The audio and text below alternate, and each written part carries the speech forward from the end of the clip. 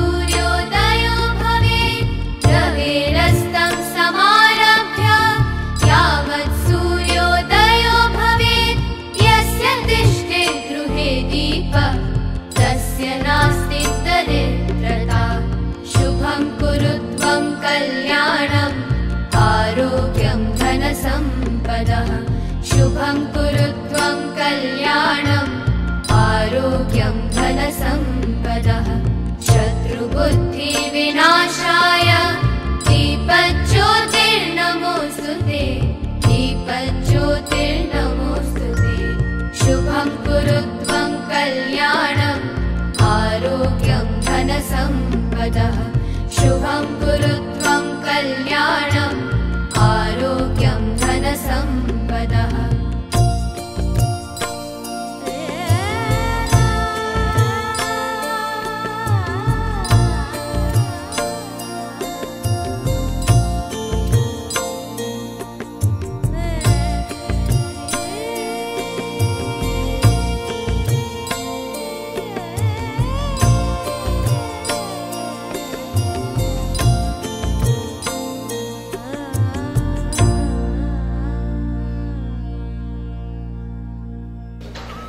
विद्या भारती अखिल भारतीय शिक्षा संस्थान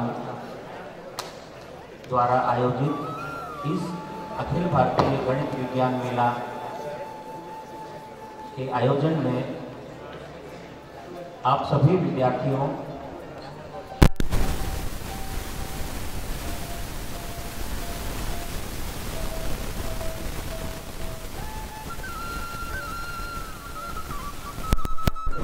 ज्ञानदायिनी माँ सरस्वती के पुण्य और पवित्र स्मरण के पश्चात मंच पर विराजमान आदरणीय डॉक्टर रामजी भावसार, जो कि विद्या भारती के प्रांतीय इकाई के नगरीय प्रमुख हैं, नगरीय शिक्षा के प्रमुख हैं, मैं आपको आदर के साथ आमंत्रित करूंगा कि वे हम सभी को हमारे बीच पधारे हुए अतिथि से परिचय कराएं। आदरणीय राम कुमार जी भोज। आप सभी को नमस्कार। विद्या भारती अखिल भारतीय शिक्षा संस्थान के द्वारा आयोजित इस 19वें अखिल भारतीय गणित विज्ञान मेले में उद्घाटन अवसर पर उपस्थित सम्मानीय अतिथिगण,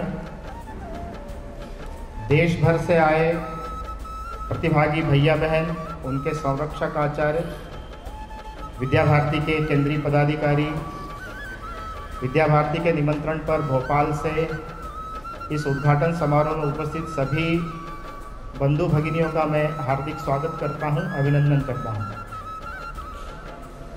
जिस 19वें अखिल भारतीय गणित विज्ञान मेले के उद्घाटन अवसर पर हम सभी उपस्थित हैं, उसमें जिन अतिथियों का सानिध्य हमको मिला है, जो वरिष्ठ अधिकारी हम सबके मध्य हैं, उन सब से हम परिचित हों।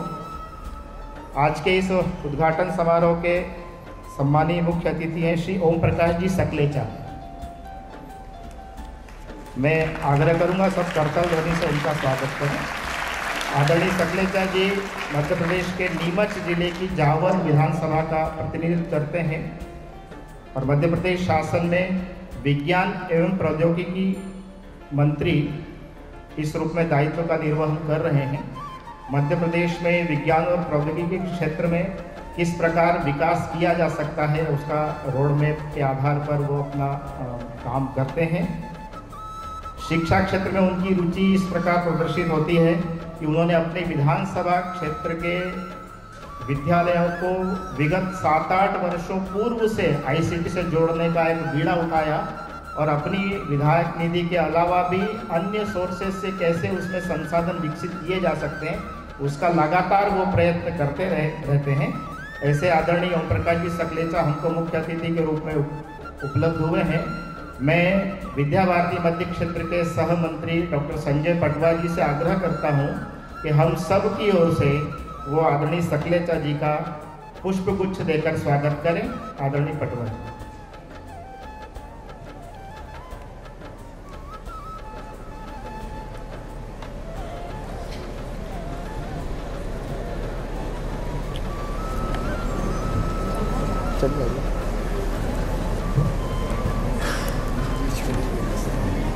सब जोरदार कर्तव्य ध्वनि से आदरणीय सकलेचा जी का अभिनंदन करें।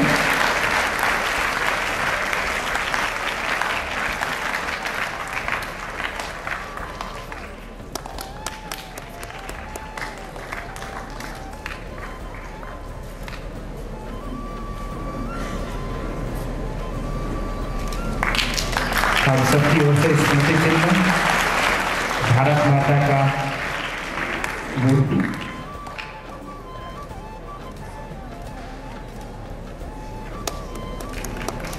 बहुत बहुत धन्यवाद पटवा जी। आज इस समारोह में अध्यक्ष के रूप में जो हम सबके मध्य उपस्थित हैं, डॉक्टर अनिल जी कोठारी। डॉक्टर अनिल जी कोठारी भी शिक्षा क्षेत्र से जुड़े हैं। मध्य प्रदेश शासन का विज्ञान एवं प्रौद्योगिकी परिषद नेपकोस्ट, उसमें आप महानिदेशक हैं। हम सबको ये जानकर अत्यंत आनंद की अनुभूति होगी कि आपके विभाग के द्वारा मध्य प्रदेश के कक्षा 12वीं में और 10वीं में सर्वाधिक अंक प्राप्त करने वाले 1000 विद्यार्थियों को हर वर्ष देश की प्रतिष्ठित प्रयोगशालाओं के दर्शन के लिए विज्ञान मंथन यात्रा, इस नाते उनका एक लगातार प्रयत्न चलता है। तो हमारे जिस अभियान में हम सब लोग लगे हैं, ऐसे उस अभियान में आदरणीय कोठारी जी का विभाग भी कार्य करता है। मैं सरस्वती विद्या प्रतिष्ठान के सचिव मान्यवर शिरोमणि दुबे जी से आग्रह करता हूं कि हम सब की ओर से ऐसे आदरणीय कोठारी जी का स्वागत करें। आदरणीय कोठारी जी राजीव गांधी प्रौद्योगिकी विद्यालय में प्राध्यापक हैं, परंतु अभी मध्य प्रदेश विज्ञान एवं प्रौद्योगिकी परिषद में डायरेक्टर के पद पर कार्यरत हैं।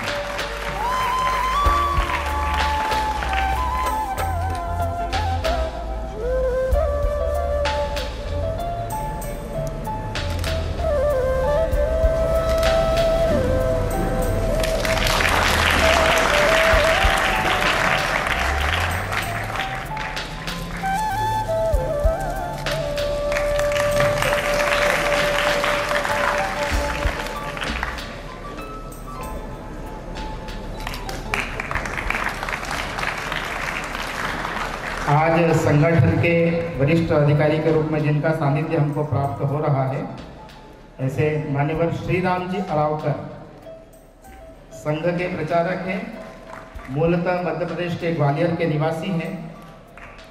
विद्या भारती के अंतर्गत मध्य भारत प्रांत के संगठन मंत्री, क्षेत्र के सह संगठन मंत्री, संगठन मंत्री, अखिल भारतीय महामंत्री, ऐसे अनेक दायित्वों का निर्वहन करते हुए वर्तमान में विद्या भारती अखिल भारतीय शिक्षा संस्थान के सह संगठन मंत्री हैं।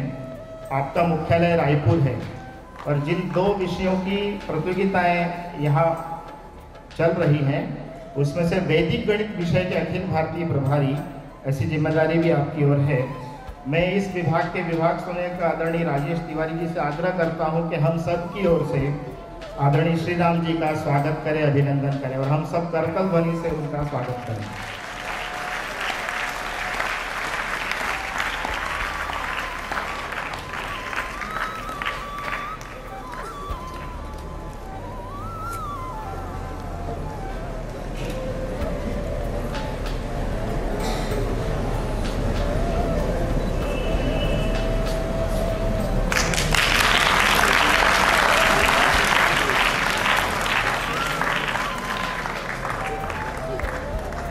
मंच पर सबसे बाईं ओर बैठे हैं मान्यवर श्री सुधीर जी दाते।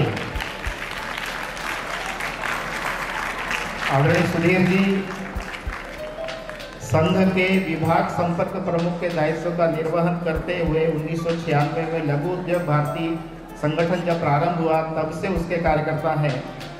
लघु उद्योग भारती में अनेक दायित्वों का निर्वहन करते हुए अखिल भारतीय संयुक्त महामंत्री इस रूप में भी आपने जिम्मेदारी का निर्वहन किया। जिस परिसर में हमारा ये 5 दिवसीय गणित विज्ञान मेला आयोजित हो रहा है, इस परिसर को संचालित करने वाली शारदा विहार जन कल्याण समिति, उस समिति के सचिव का दायित्व आपकी ओर है, सचिव का दायित्व निर्वहन कर रहे हैं। मैं विद्या भारती मध्य क्षेत्र के विज्ञान प्रमुख संजय मकड़ारिया जी से आग्रह करता हूं कि हम सब की ओर से आदरणीय सुधीर जी का स्वागत करें। संजय जी, परंपरा है।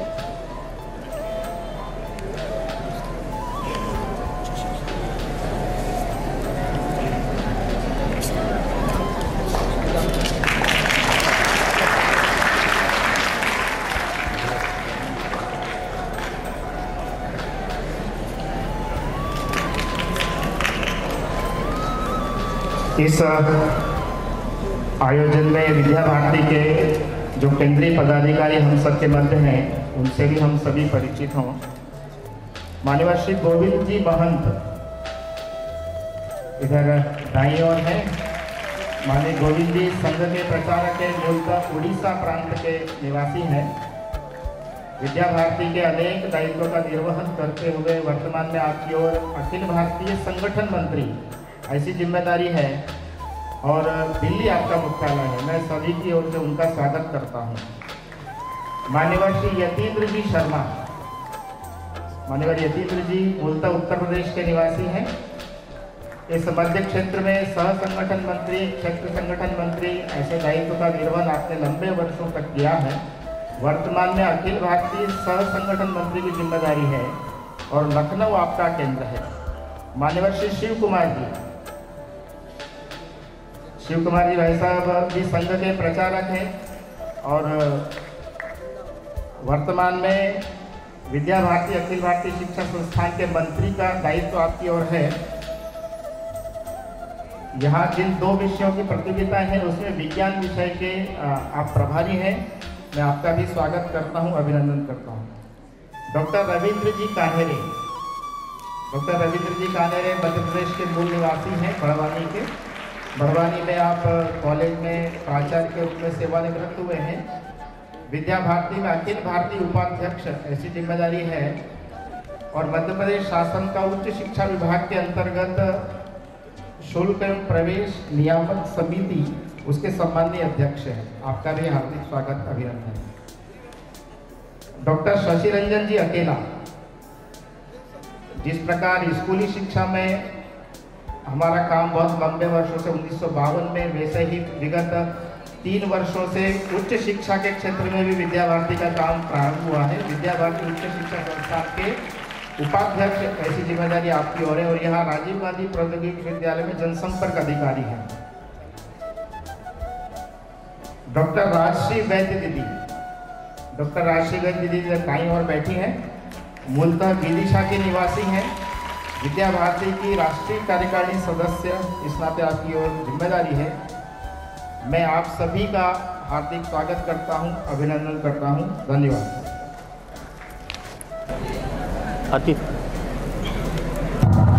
अतिथि देवो भव के पवित्र मनोभावों के साथ अतिथि स्वागत की इस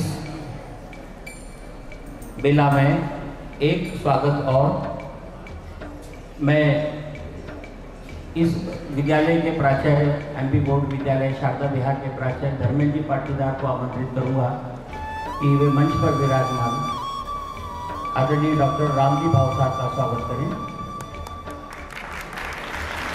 आप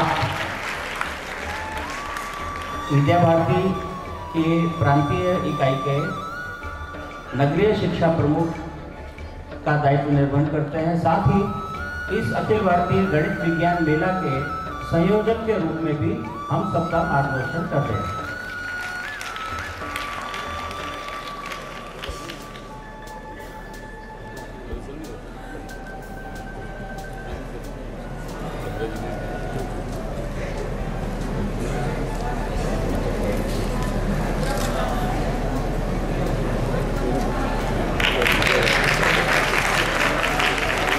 प्रांत तक हम सभी को आशीर्वाद देने के लिए हमारे वरिष्ठ अधिकारी यहाँ हम सभी के बीच में उपलब्ध हैं, और स्वागत के इस क्रम के पश्चात मैं कार्यक्रम को आगे बढ़ाते हुए विद्या भारती अखिल भारतीय शिक्षा संस्थान के माननीय सह संगठन मंत्री और इस कार्यक्रम के विशिष्ट अतिथि माननीय श्री राम जी अरावकर को आमंत्रित करूंगा कि वो हम सभी का मार्गदर्शन करेंगे।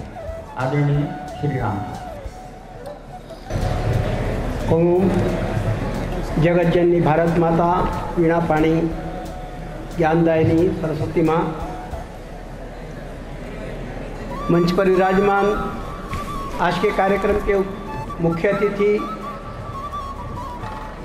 मध्य प्रदेश विज्ञान एवं प्रौद्योगिकी विभाग के मंत्री श्रीमान ओम प्रकाश जी सकलेचा, मध्य प्रदेश विज्ञान एवं प्रौद्योगिकी परिषद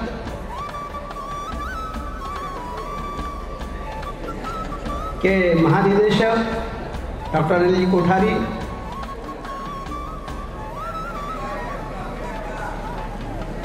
विज्ञान एवं गणित मेले के संयोजक श्रीमान रामजी भाव साहब, इस विद्यालय के सचिव महोदय, इस कार्यक्रम में अखिल भारतीय स्तर के अधिकारी माननीय यतीन्द्र जी, माननीय शिव कुमार जी, हमारे उपाध्यक्ष माननीय कान्हेरे जी, बहन राजश्री वैद्य, पूर्व हमारे उपाध्यक्ष जो वर्तमान में माध्यमिक शिक्षा मंडल के उपाध्यक्ष हैं डॉक्टर रमा मिश्रा,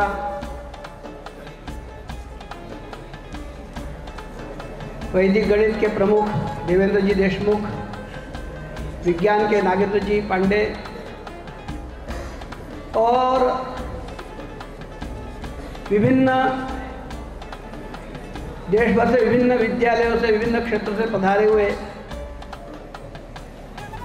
प्रतिभागी बंधु बहने और उनके संरक्षक आचार्य और इस प्रतियोगिता के निर्णायक। ये एक भव्य और दिव्य कार्यक्रम इस शारदा विहार के रमणीय परिसर में हो रहा है, और जैसे कि बतलाया ये 19वां समारोह है। 19वां समारोह इस नाते है, वैसे 20वां है, परंतु गत वर्ष कोरोना काल में जो हुआ था वो ऑनलाइन हुआ था, इसलिए उसको इसमें नहीं गिना गया। और उसके पिछले वर्ष कोरोना कार्यक्रम में कारण कोई कार्यक्रम हो ही नहीं पाए थे। विद्या भारती में वैदिक गणित प्रारंभ होके 27वां वर्ष है। 25 वर्ष हमने इस वर्ष इसलिए मनाया कि 2 वर्ष कोरोना छोड़ दिया था। इन 27 वर्षों में वैदिक गणित के क्षेत्र में विद्या भारती लगातार आगे बढ़ती जा रही है।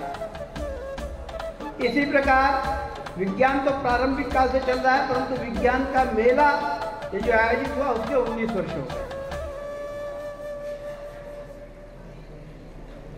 ये केवल विज्ञान और वैदिक गणित की प्रतियोगिताएं विद्या भारती आयोजित नहीं करती अखिल भारतीय स्तर पर, तो संस्कृति बोध के दृष्टि से संस्कृति ज्ञान का प्रश्न मंच भी आयोजित होता है, जो इस वर्ष प्रयाग में होने वाला है। और चूंकि हम सर्वांगीण विकास की बात करते हैं, इसलिए शारीरिक की दृष्टि से विद्या भारती की विभिन्न प्रतियोगिताएं आयोजित होती हैं। और आप लोगों को ये भी जानकर अत्यंत हर्ष होगा कि विद्या भारती खेलकूद में देश भर में जो प्रतियोगिताएं आयोजित की जाती हैं, विद्या भारती के नहीं तो सरकारी स्तर पर एजीएफआई जो प्रतियोगिता आयोजित होती है, उसमें विद्या भारती का स्थान पूरे देश में एक राज्य के रूप में उसको मान्यता है, 6ठे स्थान पर विद्या भारती है। तो इस प्रकार से सभी क्षेत्रों में, ज्ञान में, विज्ञान में, गणित में, शैक्षिक दृष्टि से, खेलों की दृष्टि से, शारीरिक दृष्टि से, परीक्षा परिणामों की दृष्टि से, विद्या भारती के आचार्यों के मार्गदर्शन में विद्या भारती के छात्र सतत प्रगति कर रहे हैं, करते जा रहे हैं। ये जो यहाँ विज्ञान मेला और गणित मेला आयोजित है, इसमें जो प्रतिभागी भैया बहन आए हैं, जैसे बतलाया 11 क्षेत्रों से आ रहे हैं। पूरे देश को विद्या भारती ने 11 क्षेत्रों में बांटा है। हर एक क्षेत्र में आवश्यकता के हिसाब से कहीं जो अपना पूर्वोत्तर है उसमें 7 प्रांत है, बाकी स्थानों पर कहीं 4, कहीं 5, कहीं 3 ऐसे प्रांत हैं। सबसे पहले विद्यालय स्तर पर प्रतियोगिता होती है, उसके बाद संकुल या जिला स्तर पर, विभाग स्तर पर, प्रांत स्तर पर, फिर क्षेत्र स्तर पर, और इसके बाद चुने हुए प्रतिभागी यहाँ पर आए हैं जिनकी संख्या 595 है। 11 ही क्षेत्रों से आए हैं, सुदूर पूर्वोत्तर गुवाहाटी के उधर से भी और इधर नॉर्थ अपने दक्षिण से भी। ये पूरे देश भर से यहाँ पर प्रतिभागी उपस्थित हैं। इस प्रकार ये लघु भारत का एक चित्र यहाँ पर दिख रहा है। इस कार्यक्रम में दोनों ही प्रतियोगिताओं में 5 प्रकार की गतिविधियां हैं। एक तो है प्रदर्शन मॉडल, विज्ञान के ही मॉडल होते हैं, और वैदिक गणित का तो है, तो गणित के मॉडल्स यहाँ पर प्रस्तुत किए जाते हैं। इसकी प्रदर्शनी यहाँ लगी है, इसका ही मूल्यांकन होने वाला है। विज्ञान का प्रश्न मंच होता है, इसी प्रकार वैदिक गणित का प्रश्न मंच होता है। और इस प्रश्न मंच में ये जो प्रतिभागी है इतने तैयारी करके आते हैं कि यदि कहीं गलत उत्तर आ गया वहाँ पर स्क्रीन पर, तो उसको चैलेंज करते हैं कि साहब स्क्रीन पर उत्तर गलत है, हमारा उत्तर सही है। आज 4.25 घंटे लगे, एक प्रतियोगिता चल रही थी, 4.25 घंटे लगे उसमें परिणाम निकालने। तो इस प्रकार से पूर्ण तैयारी के साथ विद्यार्थी आते हैं। इसके बाद पत्र वाचन होता है, पेपर प्रेजेंटेशन होता है। इसके बाद विज्ञान को और गणित को प्रयोग करके बतलाते हैं। प्रयोग, अच्छा एक बात और जो है, यहाँ मॉडल्स जो दिखाए जाते हैं वो चलित मॉडल है, और उसमें थर्मोकोल वगैरह का उपयोग बिल्कुल नहीं करना इसका निर्णय है। इसलिए यदि वो करते हैं तो उसको फिर अंक नहीं मिलते, और इस हिसाब से ये मॉडल्स आते हैं। फिर कोई भी चीज़ विज्ञान और गणित तो प्रयोग करके देखने की बात है, प्रयोग नहीं होता, केवल थ्योरेटिकल करने से कोई काम नहीं होता। विगत कई वर्षों से ध्यान में आ रहा था कि अनेक स्तर पर केवल थ्योरी होती है, प्रयोग नहीं होता, और इसलिए कुछ वर्षों से इसको यहाँ पर विद्यालयों में भी हो, इसलिए यहाँ पर भी उसके प्रयोग करके बतलाया जाता है कि यहाँ प्रयोग करो इसको। और आचार्य खुद भी पत्र प्रस्तुत करें, पेपर प्रेजेंटेशन करें, इसलिए आचार्यों के भी दोनों दृष्टि से विज्ञान के और वैदिक गणित के पत्रवाचन होते हैं। इस प्रकार ये सारी गतिविधियां जो चलती हैं, इसमें एक एक क्षेत्र से 58 भैया बहन आते हैं और उनके साथ संरक्षक आचार्य जो आते हैं। बाकी व्यवस्था 1000 के लगभग लोगों का एक कार्यक्रम यहाँ पर हो रहा है। वैदिक गणित की दृष्टि से जब बात करते हैं, गणित दृष्टि से बात करते हैं, तो गणित को भारत में बहुत महत्व दिया गया है प्राचीन काल से। हमारे यहाँ तो कहा है कि जिस प्रकार मोर के ऊपर कलगी होती है या नागों की मणि होती है, इसी प्रकार से वेदों और शास्त्रों के लिए गणित यह सिर के स्थान पर है, गणित यह मुकुट के स्थान पर है। संस्कृत में कहा गया है, यथा शिखा मयूराणाम नागानाम मणयो यथा तद वेदांग शास्त्राणाम गणितम मूर्धि वर्तते। तो गणित का इतना महत्व दिया गया है और इसलिए हमारे भारत के लोग प्राचीन काल से गणित और विज्ञान के मामले में कितना प्रयत्न करते थे और कितना आगे थे। ये बीच के काल में थोड़ा सा पिछड़ गए, इसलिए हमारे प्राचीन ज्ञान विज्ञान के क्षेत्र में बढ़े ही नहीं थे। ये जो कभी लोग कहते थे, अब उनकी भी आंखें खुल रही हैं और वो भी मान रहे हैं कि नहीं, ऐसा नहीं था। भारत की जो वर्तमान शिक्षा नीति आई है 2020 की, इसमें भी इस बात को आग्रह किया गया है। इसलिए विज्ञान, वैदिक गणित, इसके साथ साथ प्राचीन भारतीय ज्ञान परंपराओं को पर जोर दिया गया है। विद्या भारती इसकी दृष्टि से पहले से आग्रह करती आ रही है। विज्ञान की दृष्टि से भी हमारे यहाँ भारत में प्राचीन काल से कहा गया कि भाई प्रत्यक्ष, अनुमान और आगम अर्थात ग्रंथ, ये 3 प्रकार के प्रमाण अपने यहाँ मान्य किए गए हैं। महर्षि पतंजलि ने जो समाधिपाद नाम का ग्रंथ लिखा, उसमें उन्होंने कहा है कि प्रत्यक्षानुमानागम प्रमाणानि ही, तो प्रत्यक्ष, अनुमान और आगम, ये 3 प्रकार के प्रमाण हमारे यहाँ माने गए। विज्ञान सारा इसी के आधार पर चलता है। निरीक्षण, परीक्षण, विश्लेषण, संश्लेषण, निर्णय, और इसकी दृष्टि से हमारे प्राचीन काल में भी क्या कहा गया, उसको ही परिणाम निष्कर्ष पर पहुँचने के लिए प्रयोग करके देखना, ये हमारे यहाँ विज्ञान में भी आग्रह किया गया है। और इसलिए प्राचीन काल से भारत इस दिशा में प्रगति करते हुए आगे बढ़ा था। अब आज आवश्यकता यह है कि जो हमारे विज्ञान के छात्र हैं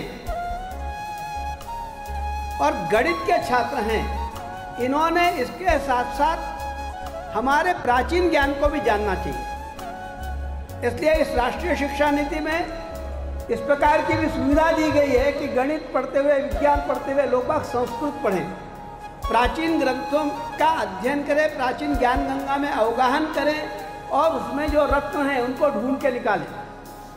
इसलिए यहाँ पर जो उपस्थित छात्र बंधु बहनें हैं, उनसे ही मेरा इस बात का आग्रह है कि हम आधुनिक गणित को पढ़ते समय, आधुनिक विज्ञान को पढ़ते समय हमारे प्राचीन ज्ञान परंपरा, विज्ञान की परंपरा क्या रही है, उसकी ओर भी जाएं, उसका भी अध्ययन करें। और आप सब प्रतिभाशाली छात्र यहाँ पर एकत्रित हैं। विद्या भारती के लोग जो 34-35 लाख छात्र हैं, उन 34-35 लाख छात्रों का प्रतिनिधित्व आप कर रहे हैं और इतना महत्वपूर्ण स्थान आपको अपने आचार्यों के प्रयत्नों से, विद्यालय के प्रयत्नों से प्राप्त हुआ है।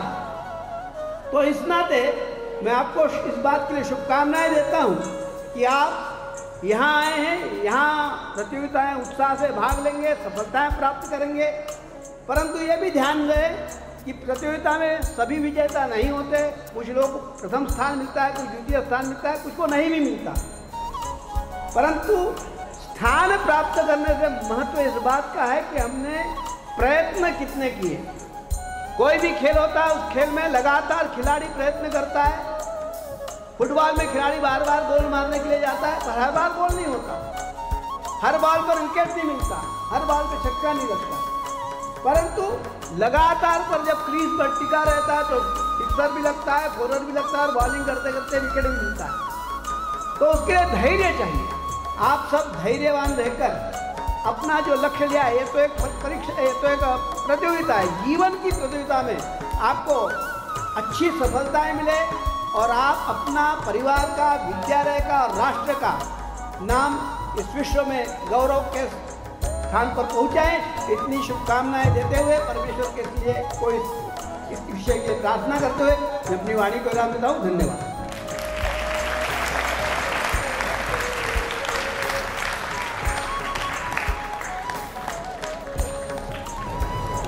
उद्घाटन समारोह के विशिष्ट अतिथि के रूप में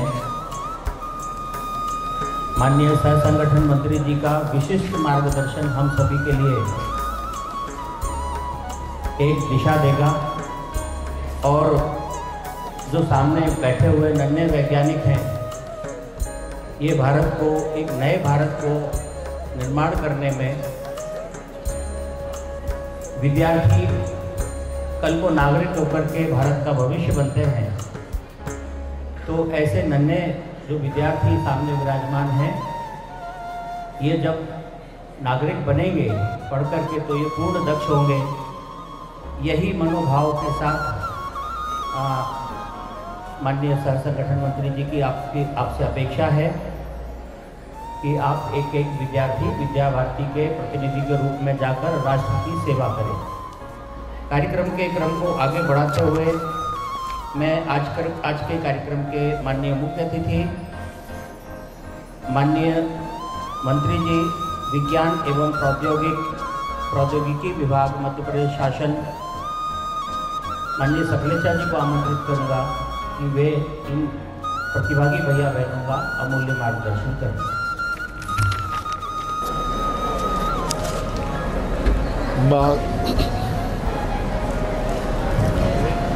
सरस्वती के चरणों में नमन। मंच पर विराजित अभी हमने जिनको सुना और जिनने अपने पूरे समय देकर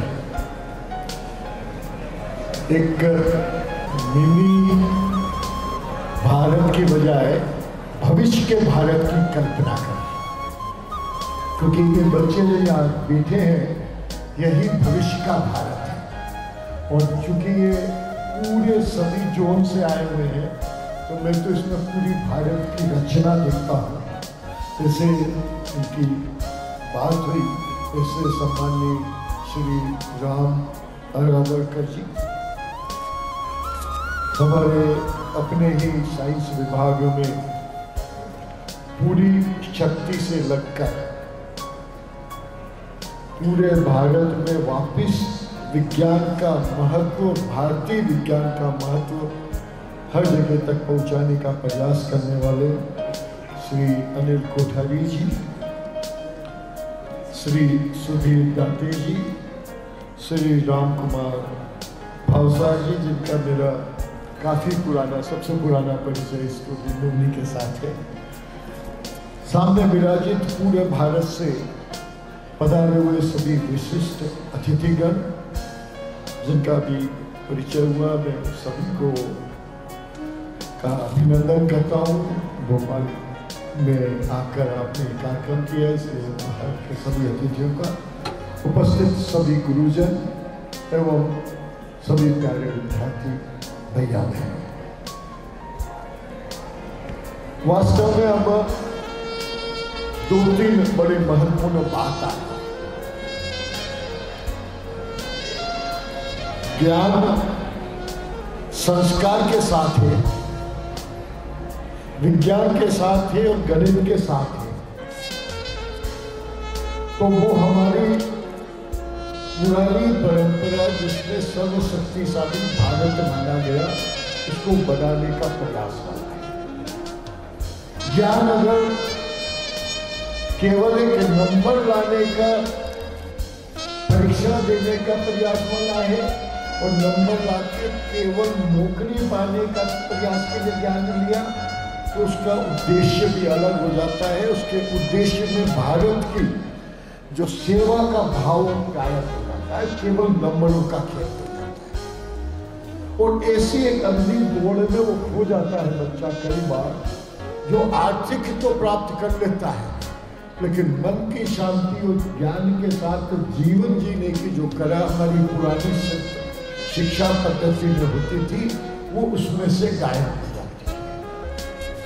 इसलिए कई बार जब विद्या भारती या प्रारंभिक में ग्रामीण सेक्टर में सरस्वती शिशु मंदिर के कार्यक्रमों में जब भी अवसर मिलता है, तो मैं जरूर जाकर प्रयास करता हूँ कि अपने आप को उससे कुछ और नया क्या विषय चल रहा है उस पर चर्चा करें। अभी जैसा मेरे परिचय में कहा गया कि मैंने अपने क्षेत्र में कुछ प्रयोग किए, शिक्षा के क्षेत्र में अलग अलग। मेरे यहाँ के सभी सरकारी स्कूल 8 साल पहले डिजिटल हो गए थे, और पिछले 2 साल में कोरोना में मैंने साइंस के सभी बच्चों को टैबलेट के माध्यम से ऑनलाइन कोचिंग दी थी। और अभी मेरी यही चर्चा हो रही थी कि इस प्रयोग को कैसे और आगे बढ़ाया जाए। तो 300 कुछ बच्चों को हमने टैबलेट देके कोचिंग दी, तो वास्तव में 10,000 से कम की जनसंख्या वाले गांव में से, जहां 2 साल पहले तक कोई नीट या जेईई मेन की परीक्षा देने के बारे में भी सोचता था, 16 बच्चों ने नीट की परीक्षा सिर्फ ऑनलाइन कोचिंग विदाउट एडिशनल कोई कोचिंग के सक्सेसफुल पास किए। तो वो वास्तव में अभिनव प्रयोग हुआ। ऐसे ही 8 बच्चों ने जेईई मेन पास किया, और 17 बच्चों ने, मैंने अभी 3rd लैंग्वेज में जापानीज लैंग्वेज सिखाना शुरू किया। तो जापान गवर्नमेंट की एम्बेसी के द्वारा यहाँ परीक्षा होती है, N5 की 17 बच्चों ने परीक्षा पास की। जहाँ तक सवाल है, वास्तव में मैं कई बार आजकल स्कूलों में जाता हूं तो तुलनात्मक बात करने लगा कि हम संघ परिवार में भी 4 चीजों को सबसे ज्यादा महत्व देते हैं: डिसिप्लिन, राष्ट्रभक्ति, समय की बिल्कुल पालन करने की आदत, और कैसे हम अपने संस्कृति और संस्कार के साथ जीवन को शांतिपूर्वक जीवन जीने की कला। मैंने जब जापान में 20-25 साल से जाता था, एक दूसरे के ऊपर अंधविश्वास का खेल जितना मैंने जापान में देखा उतना कहीं नहीं देखा। मेरे यहाँ के मैंने 15 बच्चे 1 महीने जापान में हैं। 1 महीने जापान रहने के बाद उनकी माइंड मैपिंग के लिए, परीक्षा के लिए प्रोफेसर नोबल को मैंने यूरोप से बुलवाया। उन्हें परीक्षा लेने के बाद 1 महीने की जनरल महाचर्चा के बाद कहा कि भारत का हर 15 बच्चा जो थे, उसमें 6 लड़कियां थी, 9 लड़के थे, 8-9 अलग अलग समाज के बच्चे थे। अंडर ग्रेजुएट भी थे, ग्रेजुएट भी थे, सर्विस क्लास वाले भी थे, तीनों वर्ग के बच्चे थे। उनकी जो रिपोर्ट आई, ईच ऑफ इंडियन चाइल्ड, हर भारतीय बच्चा उसकी उम्र के जापानीज बच्चे से 3 टाइम्स फास्टर, 3 गुना तेज, मल्टी डायमेंशन, एक साथ कई दिशा में सोचने वाला दिमाग रखता है हर बच्चा। एक बच्चे की बात नहीं करता, दैट इज द जेनेटिक गुण। लेकिन दूसरा जो वाक्य कहा वो बड़ा खतरनाक कह दिया कि जब भी 3 इकट्ठे होते हैं तो 0 हो जाती है। This is the return report of professor Nobel. I think उससे बड़ा अवार्ड और प्राइज और कहीं अभी तक जनरल उसमें भारत में मान्यता, उसको सबसे बड़ा पुरस्कार की बात करते हैं।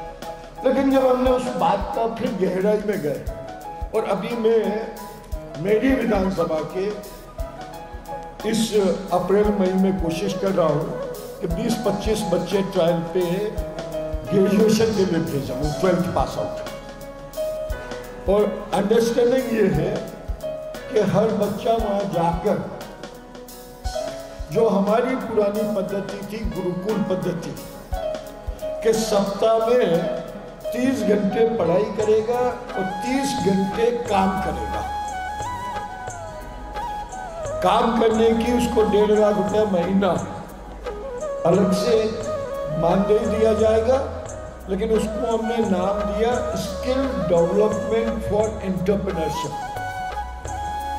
ना तो हमने उसे असाइनमेंट कहा, ना हमने जॉब कहा, क्योंकि जब कोई काम करने जाता है तो तुरंत आकलन करता है कि मैं इतना काम कर रहा हूँ, मेरी कीमत तो इतनी होनी चाहिए। वो उसको कैलकुलेट करके कम और ज़्यादा करता है। और जैसे ही अगर मैं उसको उल्टा कह दूँ कि तुम्हें सीख कर आकर उसी काम के माध्यम से अपना जीवन आगे बढ़ाना है, तो तुम्हारी स्किल सुधारने के लिए तुम्हें काम करना है, तो वो डबल मेहनत से ज़्यादा प्रिसाइज काम करता है, जिससे देश का भी सम्मान होता है, उसका ज्ञान भी बढ़ता है। और जब वो अपनी 50 लाख की पूंजी लेके ग्रेजुएट होके वापस आएगा, विद उसके साथ चारों बातें जो अपने शिक्षा का मुख्य उद्देश्य है, उन सबका भी जोड़ते हुए काम करता है, तो एक नया स्वरूप आता है। और वो उनकी तरफ से वहाँ से ऑफर है कि आप और ज़्यादा भी जितना चाहो उसको बढ़ा सकते हैं। मैं ये विषय एक जनरल ध्यान में डालना चाह रहा हूँ कि आजकल हम जो पढ़ाई करते हैं, या दुनिया जिस तेजी से टेक्नोलॉजी का शिक्षा में उपयोग कर रही है, उस उपयोग के साथ हमें दुनिया की फास्टेस्ट टेक्नोलॉजी को, नेट, इंटरनेट, और हमारे पास भी अब कई माध्यम हो गए, चाहे डिजिटल ले लो, चाहे अन्य कई प्रोसेस के साथ। और अभी तो 3 डायमेंशनल आ गया और VR भी आ गया, VR में भी, वर्चुअल रियलिटी में भी कोर्सेस आ गए। तो इन सब टेक्नोलॉजी के माध्यम से करना एक ही बात है कि हम दुनिया की बेस्ट टेक्नोलॉजी को कैसे अपने आप में उतारें और उसको हम कैसे फास्टेस्ट मल्टीप्लाई करें। और इसीलिए जब मैं बात कर रहा था तो अभी मैंने आग्रह किया कि मुझे आपके वैदिक गणित का पूरे कोर्स को डिजिटल अगर आप मुझे दे दें, तो मैं अपने भी सरकारी स्कूल में मेरे शिफ्ट के बच्चों को वो ज्ञान दे पाऊँ। क्योंकि जो यहाँ पे बेस्ट है वो मैं अपनाऊँ, और जो दुनिया में दूसरी जगह बेस्ट है वो अपन सब मिलकर अपनाएं, ताकि वास्तव में जो पूरी दुनिया का विश्व गुरु कहलाने वाला भारत बीच में एक इस इंप्रेशन में आ गया था कि विज्ञान जैसे हमारा विषय नहीं है। एक जन भावना सी बन गई थी, और वो जन भावना कई बार बड़ी खतरनाक हमारे को मैसेज देती है कि हम पूरी दुनिया में विज्ञान मतलब यूरोपियन या अमेरिकन कंट्री की तरफ देखें, जबकि मैंने जितना भी समझा, आज भी भारत के पुराने ग्रंथों को सबसे ज्यादा अध्ययन कर लैंग्वेज ट्रांसफर करवा कर जर्मन लोगों ने सबसे ज्यादा अपनाया, जो दुनिया में सबसे अच्छी मैकेनिकल इंजीनियर के एक्सपर्ट हैं। और मैं अगर उनकी पूरी साइंस को भी समझूं, तो उन्होंने हमारे यहाँ से शास्त्रों को उठाकर, उनको समझकर, उनको स्मॉल पार्ट में हमारे को ही वापिस इन बेटर पैकेजिंग प्रोड्यूस किया। उनकी जो सुपर स्पेशलाइजेशन है वो पैकेजिंग है, और हमारी सुपर स्पेशलाइजेशन है ज्ञान। अब इनका अगर हमने भी पैकेजिंग सीख ली उनसे, और वापिस हमारे ही ज्ञान को उनसे बेहतर पैकेजिंग में प्रोड्यूस किया, तभी जाकर वापिस हम जिसके लिए आज हमारी सरकार पूरा प्रयास कर रही है। और मैं तो ये बोलता हूँ कई बार कि जनसंघ से लेके भारतीय जनता पार्टी की यात्रा में अंत्योदय से शुरुआत करके आत्मनिर्भर भारत की तरफ हम बहुत तेजी से पहुंचे। और इस आत्मनिर्भर भारत के लिए अगर सबसे ज्यादा मुझे योगदान की जरूरत होगी तो इस भविष्य के भारत के माध्यम से, क्योंकि आप सभी प्रांतों से यहाँ आए हुए, आप सबके मन में अलग अलग सपना है। और वो सपना चाहे हम वापस वैदिक गणित से लें या चाहे हम साइंस में, उन पुरानी लैंग्वेजेस को भी कुछ लोग समझकर उसको वापस उनको चैलेंज करते हुए आगे बढ़े। हमने विद इन द सिस्टम बहुत कंपटीशन किया, हम with in the school competition कर रहे हैं। क्या हम with in the same age bracket के इंटरनेशनल कंपटीशन भी कुछ ऑर्गेनाइज कर सकते हैं कि जहां हमारी वैदिक गणित को लेके हम दुनिया के सभी गणित वाले इक्विवेलेंट बच्चों के साथ अगर कंपटीशन करेंगे तो मुझे पूरा विश्वास, यानी 100% विश्वास है कि भारत का हर बच्चा उनसे कई गुना ज़्यादा तेज और आगे निकलेगा। और अगर आप आगे निकलना की शुरुआत एक बार हो गई तो फिर आपको ये महसूस होने लगेगा अपने आप से कि we are the super breed. और इसीलिए मैंने जान करके वो जापान का प्रोफेसर नोबल का सिस्टम बताया कि वो जबानी केवल राजनीतिक परिभाषा की बात नहीं है, return certificate from the best team, यही हमारे को आगे की रचना देती है। जहां तक सवाल है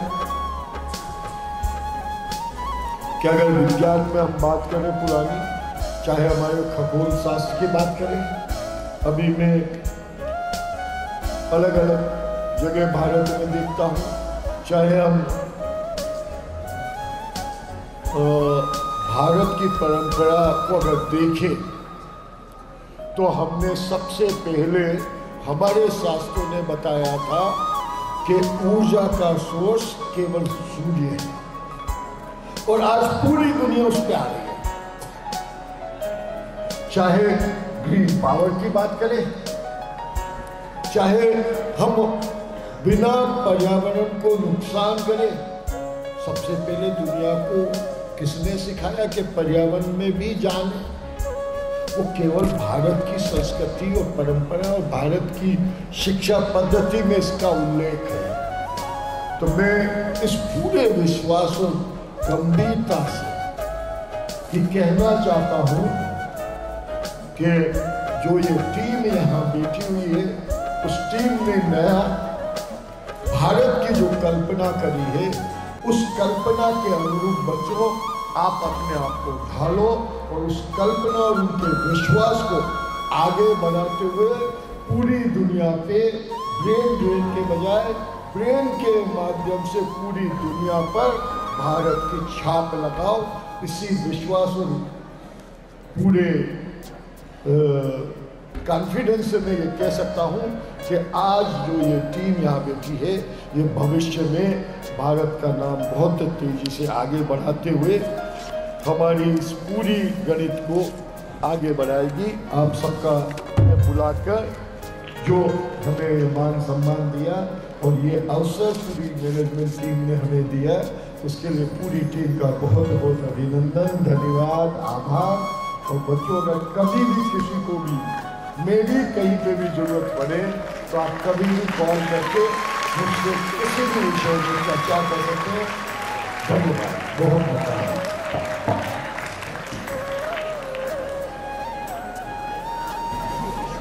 माननीय मुख्य अतिथि महोदय का हार्दिक आभार। प्रेरणादायी और ज्ञानवर्धक उद्बोधन के पश्चात अब समय है अध्यक्षीय आशीर्वचन का, तो मैं आदर सहित आमंत्रित करूंगा मध्य प्रदेश विज्ञान प्रौद्योगिकी परिषद भोपाल के महानिदेशक माननीय डॉक्टर अनिल जी कोठारी का कि वे कार्यक्रम मैं अपना अध्यक्षीय उद्बोधन हम सभी के समक्ष देने का कष्ट करेंगे।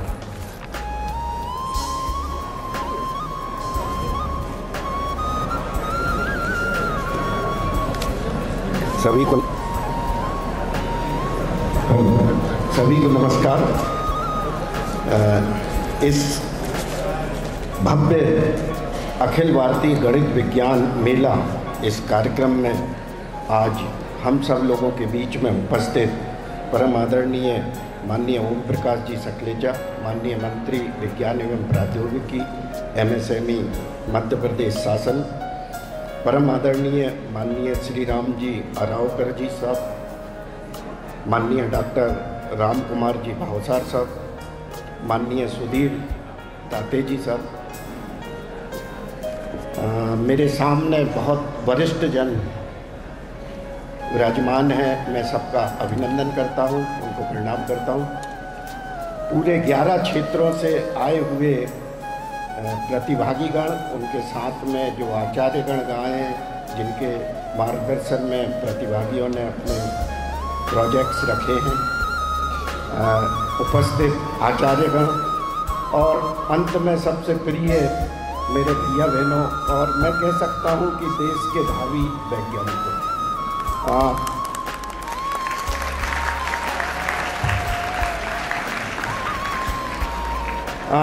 माननीय मंत्री जी ने आप सब लोगों को मार्गदर्शन दिया, उद्बोधन दिया, प्रेरित भी किया, और ये हमारा भी सौभाग्य है कि हमारी जिस Madhya Pradesh council of science and technology के माध्यम से हम काम करते हैं, उसके भी हमारे चेयरमैन जो हमारी कार्य समिति के हैं माननीय मंत्री जी हैं, उनके मार्गदर्शन में, उनकी प्रेरणा से हम विज्ञान के क्षेत्र में, टेक्नोलॉजी के क्षेत्र में, इनोवेशन के क्षेत्र में हम लोग काम करते हैं। Madhya Pradesh council of science and technology सारे स्कूल के बच्चों के साथ में, महाविद्यालय के बच्चों के साथ में, विश्वविद्यालय के छात्रों के साथ में, जो समाज क्षेत्र में साइंस टेक्नोलॉजी के माध्यम से लोगों को सहायता पहुंचा रहे ऐसे NGOs के साथ में, विभिन्न संस्थाओं के साथ में कार्य करती है। मध्य प्रदेश शासन के लिए जो आवश्यक साइंस टेक्नोलॉजी इनोवेशन के लिए कार्य है,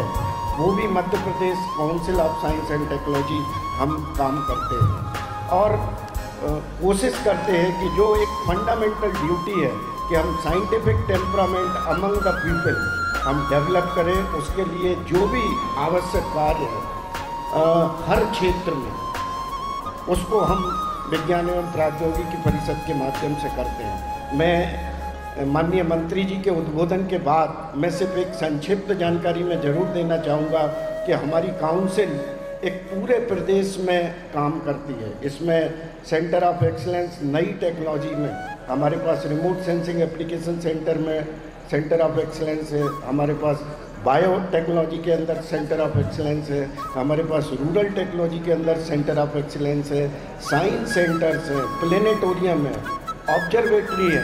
स्टूडेंट्स के लिए हम गांधीनगर IIT और माननीय मंत्री जी के निर्देश अनुसार गांधीनगर IIT, इंदौर IIT के साथ में आप सब जिस पर्पस से यहाँ इकट्ठे हुए हैं कि डू इट योरसेल्फ, खुद करके देखिए और विज्ञान को सीखिए, गणित को सीखिए, उसको आधारित करके हम क्रिएटिव लर्निंग सेंटर बहुत शीघ्र ही हमारी Madhya Pradesh council of science and technology में बनने जा रहा है, जिसमें समस्त छात्रों को ये अवसर मिलेगा कि वो खुद करके देखें, खुद समझें, सीखें और फिर विज्ञान को जानें। इसके माध्यम से हम लोग काम करते हैं। साथ ही काउंसिल स्कूल के छात्रों के लिए ओलंपियाड भी करती है, कनिष्ठ ओलंपियाड भी करती है, वरिष्ठ ओलंपियाड भी करती है, जो 10वीं से 12वीं तक के भैया बहनों के लिए होता है।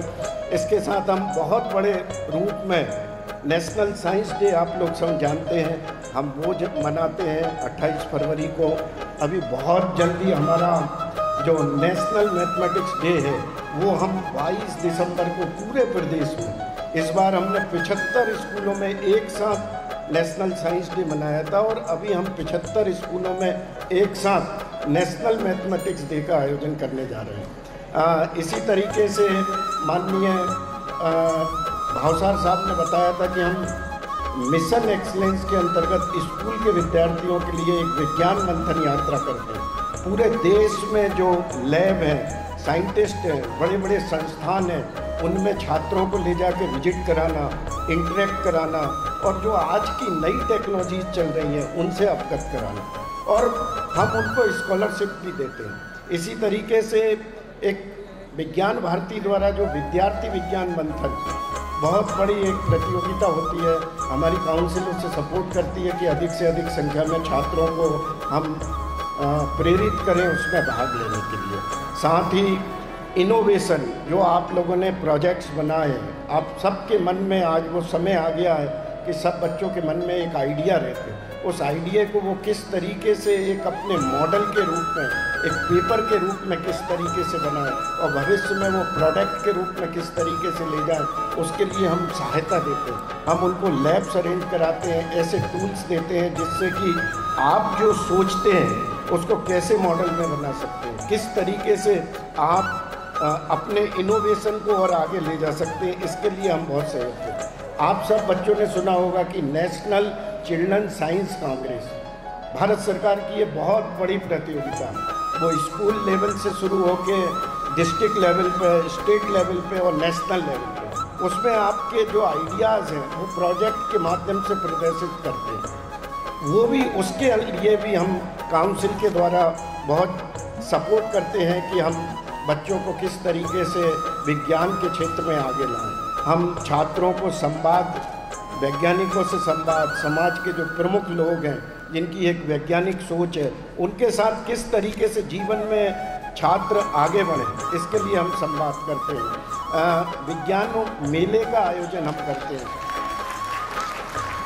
इसी तरीके से विज्ञान यात्राओं का भी हम आयोजन करते हैं। तो ये तो मैं एक जानकारी के रूप में आपको मैं बता रहा था कि हम काउंसिल कितना महत्वपूर्ण है ये कार्य कि छात्रों के बीच में साइंस, टेक्नोलॉजी और इनोवेशन को आगे बढ़ाएं।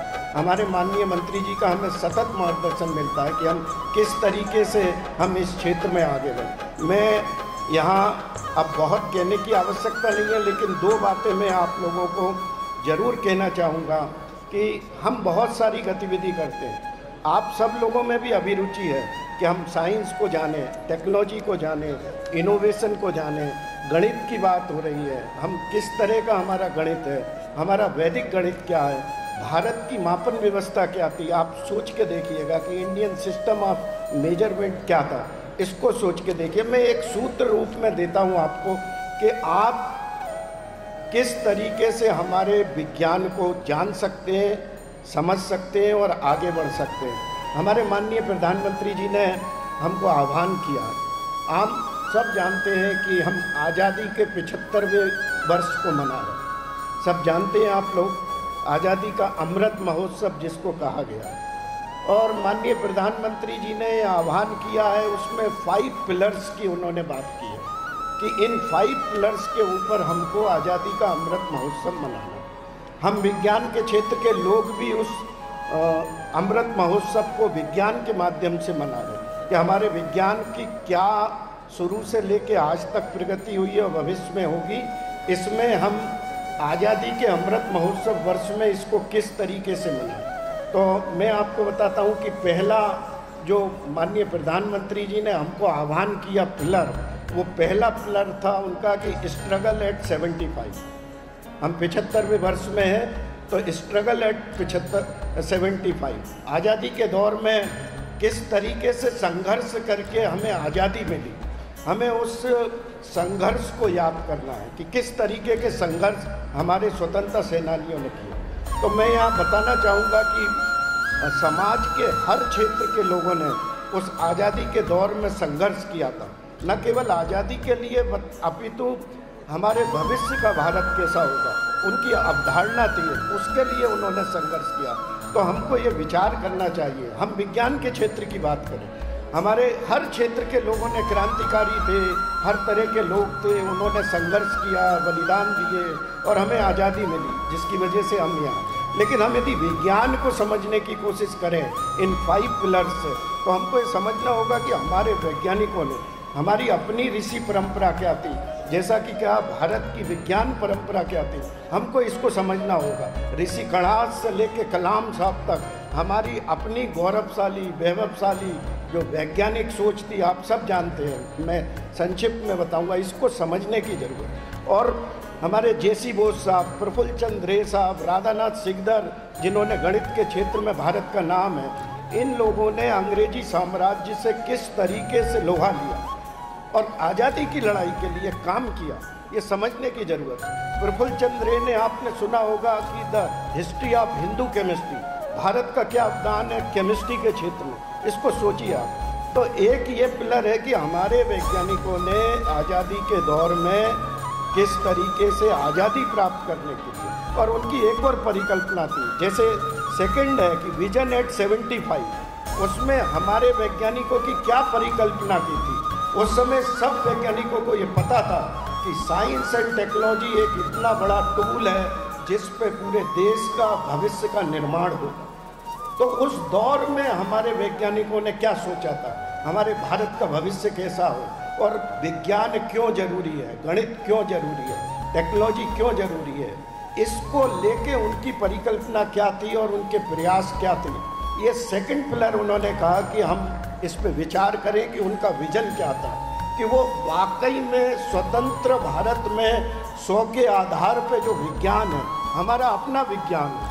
हम ये कहते हैं, मैं उसके विशेष उसमें नहीं जाऊंगा कि फॉरेन के लोगों ने हमारे बहुत सारे आविष्कार किए, लेकिन हमारी अपनी क्या परंपरा थी, इसकी बात थी कि हम अपने 100 के विज्ञान के आधार पे अपने भारत का निर्माण करें और उसके लिए आवश्यक जो इंफ्रास्ट्रक्चर है, इंस्टीट्यूट है और हमारे वैज्ञानिकों को तैयार करने का कार्य है, उसके लिए आवश्यक क्या करणीय कार्य है, उसकी उन्होंने परिकल्पना की। और माननीय प्रधानमंत्री जी ने तीसरा क्या कहा, उन्होंने कहा कि अचीवमेंट एट 75, आज़ादी के बाद से लेके यहाँ 75 वर्षों में हम चांद पे जाने की तैयारी कर रहे हैं, मंगल ग्रह पे तैयारी। हम सब इसके अवगत हैं कि भारत ने कितनी तरक्की की है विज्ञान के क्षेत्र में। हमें जानना चाहिए कि वो कौन से 75 प्रमुख जो हमारे अचीवमेंट है साइंस के क्षेत्र में। इसरो में आज देखिए आप, किसी भारत सरकार की 38 लैबों में एक से आप जानिए वो लैब क्या है, उनके साइंटिस्ट क्या कर रहे हैं और हमारे अचीवमेंट क्या है। तो ऐसे 75 अचीवमेंट्स के बारे में आपको जानने की ज़रूरत है कि हमने आज़ादी के बाद से आज तक किस तरीके के अचीवमेंट्स किए। फिर उन्होंने कहा कि एक्शन एट 75, कि हम आज की परिस्थिति में हम अपने भारतीय पुरातन विज्ञान के साथ और नई टेक्नोलॉजी के फ्यूजन से, मिश्रण से मिलके हमारे भारत की आवश्यकता के अनुरूप जो हमें आत्मनिर्भर बनाती हो, हमारे समाज की समस्याओं को दूर करती हो, रोजगार देती हो, इनको लेके हमें किस तरीके के काम किए जाए। ऐसे एक्शन एट 75, किस तरीके के एक्शन सभी करने की ज़रूरत है। माननीय मंत्री जी ने अभी हमें निर्देश दिए कि हम किस तरीके से 10,000 विद्यार्थियों को 1 साल के अंदर रोजगार मूलक टेक्नोलॉजी के क्षेत्र में स्किल डेवलपमेंट कार्यक्रम किए जा सकते हैं। अभी का इस तरीके के 75 किस तरीके के पूरे यदि विज्ञान को समझना। और सबसे अंतिम बात में आपको जो 5वां लक्ष्य था वो सबसे बड़ा कि रिजॉल्व एट 75, कि हमारे संकल्प क्या हो। हम 75 साल से 100वें साल में जब प्रवेश करें तो 25 साल 75 से 100वें साल में होते। इसको माननीय प्रधानमंत्री जी ने कहा कि यह अमृत काल है, ये अमृत वेला है।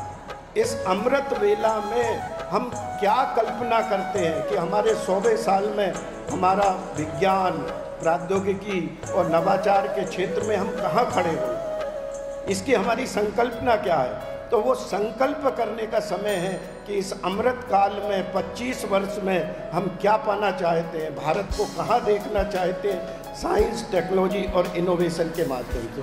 तो यदि हमको पूरे विज्ञान को समझना है आज़ादी के इस अमृत महोत्सव वर्ष में, तो हमको इस तरीके से इन 5 पिलर के माध्यम से हम समझ सकते हैं। साथ ही मैं बहुत ही संक्षिप्त में कहूँगा कि हम सब बच्चे बहुत भली भांति अवगत हैं कि कोरोना काल निकला, हमने बहुत प्रभावित हुए और बहुत हमने चीज़ों को देखा उस दौर में।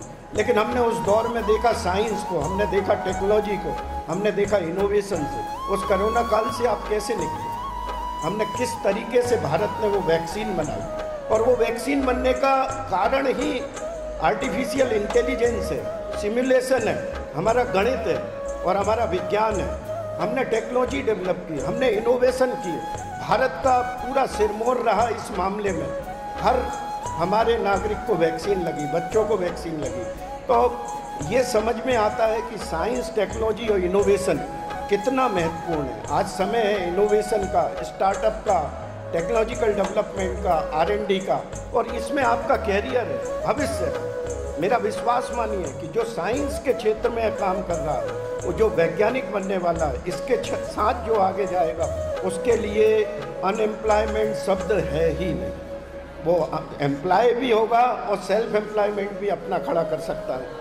माननीय मंत्री जी ने बताया कि आज AR VR का ज़माना है, ड्रोन टेक्नोलॉजी का ज़माना है, रिमोट सेंसिंग एप्लीकेशन का ज़माना है, आर्टिफिशियल इंटेलिजेंस का ज़माना है, मशीन लर्निंग का ज़माना। इसको समझिए, इसको जानिए। ये समय ऐसा है जिसमें कंपटीशन है, आपको इसको समझना है और इसके साथ आगे जाना है, और अपना जो सहयोग आप दे सकते हैं। देखिए, अंतिम में आपसे अनुरोध करूंगा कि जिस भी तरीके से आपने अभी मॉडल्स बनाए विचार के साथ, आजकल छात्रों की शक्ति बहुत बड़ी शक्ति है, और आप अपने घर से, अपने मोहल्ले में और जहां आप जाते हैं वहां पे, मैंने देखा है आज बच्चों के अंदर जो एक साइंस को लेके, एनवायरनमेंट की बात हो वो उसे प्रदूषित नहीं होने देना चाहते, वेस्ट मैनेजमेंट की बात हो, आज किसी बच्चे के सामने कोई कचरा या गंदगी नहीं कर सकता है। बच्चे बहुत फ्रेंडली हो गए हैं कि वो किस तरीके से हम एनर्जी को सेविंग करें। किसी की भी बत्ती जल नहीं सकती है, वो सोलर एनर्जी की बात करते हैं, अल्टरनेटिव सोर्स ऑफ एनर्जी की बात करते हैं। बच्चों से बात करो तो पानी की कितनी इम्पोर्टेंस है और उसको किस तरीके से हम यूज़ करना चाहिए, उसको बचा कैसे सकते हैं, इस पे बात करते हैं। तो आप अपना, मैं बधाई देता हूँ कि आपका एक प्रदर्शन ही अब शो करता है कि आप साइंस, टेक्नोलॉजी, इनोवेशन के माध्यम से अपना कैरियर बनाना चाहते हैं, और इतनी एक आप सौभाग्यशाली हैं कि एक इस तरह की संस्था में आपको पढ़ने का अवसर मिला, जहाँ इस तरह की अपॉर्चुनिटी है, जहाँ ज्ञान के साथ संस्कार भी हैं, और आपको एक श्रेष्ठ नागरिक बनाने का काम ये संस्था करती है। वहाँ आप इस माध्यम से आगे बढ़ें, साइंस, टेक्नोलॉजी और इनोवेशन को अपना कैरियर बनाएं, और समाज के लिए जो आपको उचित लगता है कि हाँ हम ये काम कर सकते हैं, उसमें करें। बहुत सारी सरकार की संस्थाएं तैयार हैं आपको मार्गदर्शन देने के लिए, आपको सहयोग करने के लिए।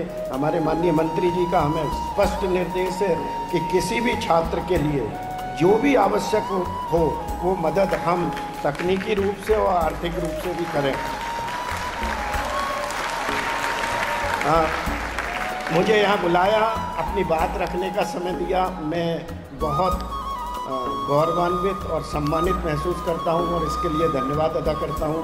एक बार पुनः सारे बच्चों को मैं बधाई देते हुए बहुत बहुत शुभकामनाएं देता हूँ।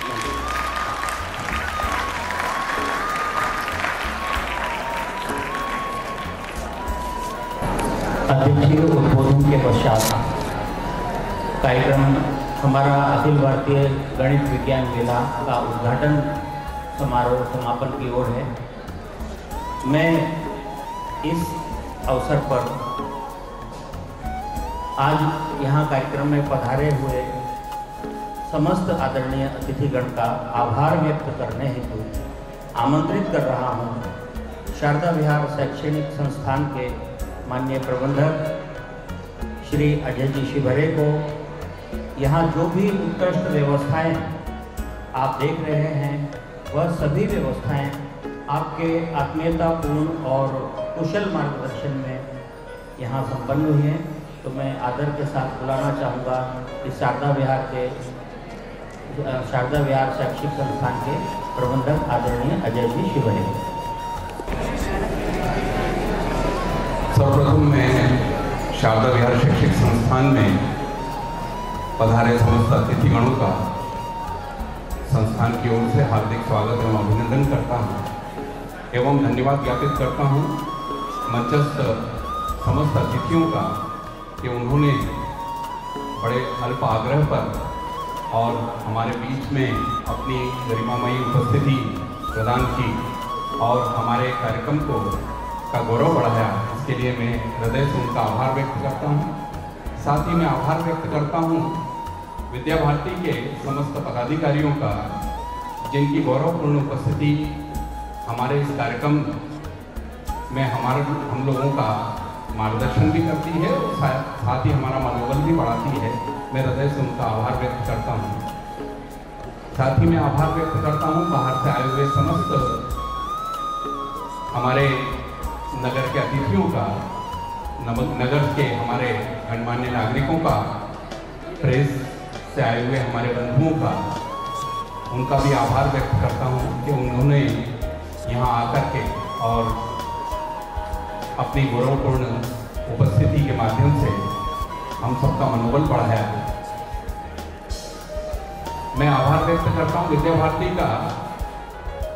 भारती के शीर्ष नेतृत्व का कि जिन्होंने हमारे मध्य क्षेत्र को और विशेष रूप से मध्य भारत प्रांत और उसमें भी शारदा विहार को इस गौरवपूर्ण आयोजन करने का जो अवसर प्रदान किया है, उसके लिए मैं हृदय से उनका आभार व्यक्त करता हूं।